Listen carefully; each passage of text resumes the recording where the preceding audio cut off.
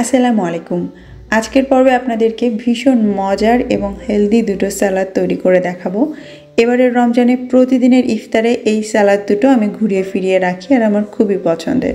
তাই ভাবলাম কেন না আপনাদের সঙ্গেও একটু শেয়ার করি। আর আমার বিশ্বাস আপনারা যারা হেলদি খাবার খেতে পছন্দ করেন তাদের এই রেসিপি দুটো খুবই ভালো লাগবে। আর সেই সাথে আমাদের সবারই উচিত ইফতারে বেশি ভাজা পোড়া না খেয়ে হেলদি কিছু খাবার অপশন রাখা। চলুন তাহলে শুরু করা যাক। আজকের দুই রকম স্যালাড বানাতে আমাদের কমন যে উপকরণগুলো লাগবে তার মধ্যে একটা হচ্ছে লেটুস। আমি এখানে রোমান লেটুসটা নিয়েছি। আপনারা যে কোনো ধরনের লেটুস নিতে পারেন অথবা বাঁধাকপিও ব্যবহার করতে পারেন। সাথে নিচ্ছি শসা, গাজর, অ্যাভোকাডো না থাকলে বাদ দিতে পারেন। আমি এখানে চেরি টমেটো ব্যবহার করছি, আপনি যে কোনো ধরনের টমেটোই নিতে পারেন। এছাড়া নিয়ে নিচ্ছি পেঁয়াজ, কাঁচামরিচ, ধনেপাতা আর লেবু।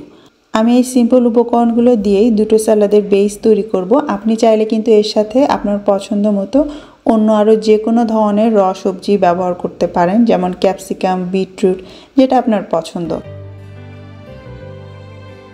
এছাড়া দুটো স্যালাদেই প্রোটিন বেস হিসেবে আমি চিকপি ব্যবহার করব। আমি এখানে ক্যান কাবলি ছোলাটা নিয়েছি, আপনি চাইলে দেশি সেদ্ধ ছোলাটাও ব্যবহার করতে পারেন। আর এই যে ক্যানের ছোলাটাকে দেখছেন, এটাকে আমি দুভাবে ব্যবহার করব। আমরা প্রথম যে স্যালাডটা তৈরি করে দেখাবো তার জন্য এই ছোলাটাকে আমি একটুখানি ভুনে নিব। তাই চুলায় একদম অল্প আছে 1 টেবিল চামচ বাটার আমি একটু মেল্ট করে তাতে 1/4 চা চামচ মরিচের গুঁড়া আর সামান্য লবণ দিয়ে মরিচটাকে একটু ভুনে নিচ্ছি। খেয়াল করবেন মরিচটা যেন কোনোভাবেই পুড়ে না যায়। জাস্ট বাটারের মধ্যে এটাকে কয়েক সেকেন্ডের জন্য একটু ভুনতে হবে, যতক্ষণ না সুন্দর একটা অ্যারোমা আসছে। তারপর এর মধ্যে ক্যানের ছোলাটা আমি দিয়ে দিলাম। এখানে আধা কাপ ছোলা আমি নিয়েছি। ক্যান থেকে পানি ফেলে ছোলাটাকে আমি নর্মাল পানিতে একবার ধুয়ে নিয়েছি। আর মিডিয়াম লো আছে এই বাটার আর মরিচের মিশ্রণের মধ্যে ঘড়ি ধরে জাস্ট 2 মিনিট আমি এটাকে ভুনে নিয়েছি।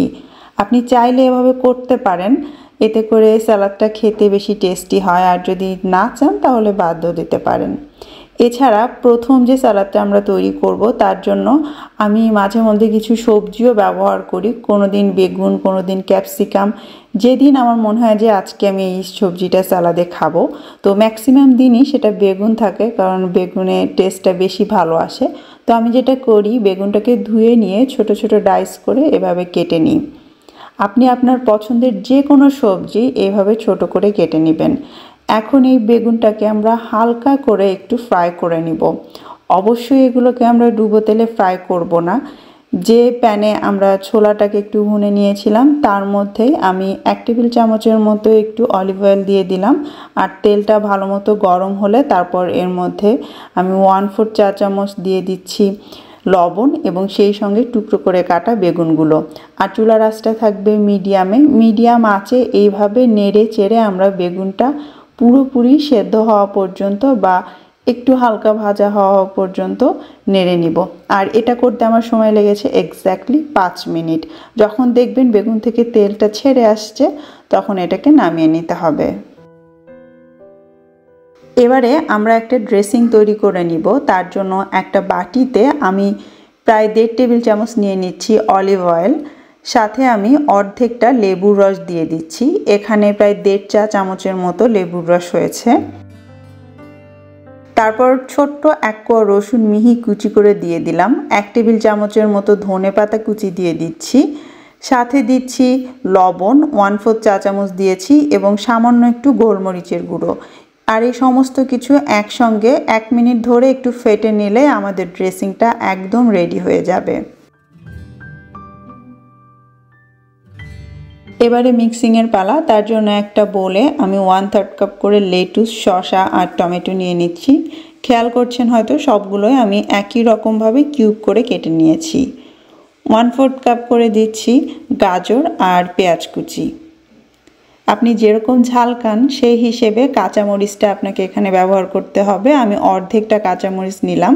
সেই সাথে দিচ্ছি সেই ফ্রাই করে রাখা বেগুন। আর অবশ্যই এই কাঁচা স্যালাদে ওগুলো দেওয়ার আগে পুরোপুরি ঠান্ডা করে নিতে হবে। ভুনে নেওয়া ছোলাটাও দিচ্ছি, এটাও পুরোপুরি ঠান্ডা করে নিয়ে তারপর দেওয়া হয়েছে। সব শেষে সেই ড্রেসিংটা দিয়ে ভালো করে মিক্স করে নিব। খেয়াল করেছেন হয়তো এর মধ্যে আমি আলাদা করে আর কোনো লবণ এখন দিলাম না, যা দেওয়ার ওগুলো ভুনে নেওয়ার সময় এবং ড্রেসিংয়েই দিয়েছি। কারণ হচ্ছে ইফতার হতে এখনও বেশ কিছুটা সময় বাকি আছে, তো এই সালাদগুলো যাতে নেতিয়ে না যায় তাই ডিরেক্ট এর মধ্যে কোনো লবণ আমি দিলাম না। তখন আমি অ্যাভোকাডোটা দিতে ভুলে গিয়েছিলাম, তো অ্যাভোকাডোটা এখন দিয়ে ভালো করে একসঙ্গে মিশিয়ে নিচ্ছি। আপনারা চাইলে ইফতারের ঘন্টাখানেক আগে এইভাবে সালাদটাকে মিক্স করে ফ্রিজের নর্মাল চেম্বারে রেখে দিতে পারেন আর ইফতারের সময় বের করে খেতে পারেন। ব্যাস, আমাদের প্রথম মুখরোচক এবং হেলদি চিকপি সালাদটা তৈরি হয়ে গেল। এবারে আমরা চলে যাব দ্বিতীয় রেসিপিতে। তার জন্য প্রথমে আমি একটা ড্রেসিং তৈরি করে নিচ্ছি।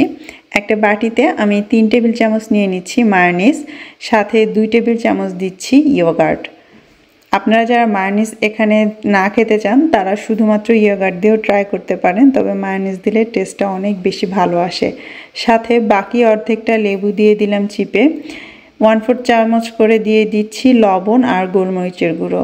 ব্যাস এতটুকুনি। আপনি চাইলে এখানে মিহি কুচি করা রসুন দিতে পারেন, আমি ওটা স্কিপ করলাম।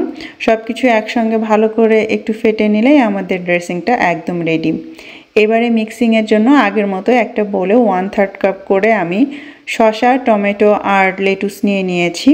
1/4 কাপ দিয়ে দিচ্ছি গাজর কুচি, তারপর অর্ধেকটা অ্যাভোকাডো নিয়ে নিচ্ছি। আর খেয়াল করেছেন হয়তো এবারে স্যালাদের জন্য আমি কাটিংটা একটু ডিফারেন্ট করেছি, এটা আপনার নিজের মতো করে কেটে নিলেই হবে। 1/4 কাপ পেঁয়াজ কুচি, অর্ধেকটা কাঁচামরিচ কুচি দিয়ে দিলাম। আধা কাপ দিয়ে দিচ্ছি ক্যানেট ছোলাটা। আমি এখানে ডিরেক্ট ছোলাটা ব্যবহার করছি, ভুনে নিইনি। একটা সিদ্ধ ডিম কুচি করে দিলাম, সাথে কিছুটা ধনেপাতা কুচি। এবারে এই সব কিছু একসঙ্গে একটু হালকা করে মিক্স করে নিয়ে তারপর এর মধ্যে আমরা যে মায়োনিজের ড্রেসিংটা তৈরি করে রেখেছিলাম সেটা দিয়ে দিব। পুরোটা কিন্তু এখানে লাগবে না, এর ঠিক অর্ধেকটা এখানে আমি ব্যবহার করছি, বাকিটা ফ্রিজে নর্মাল চেম্বারে রেখে দিব।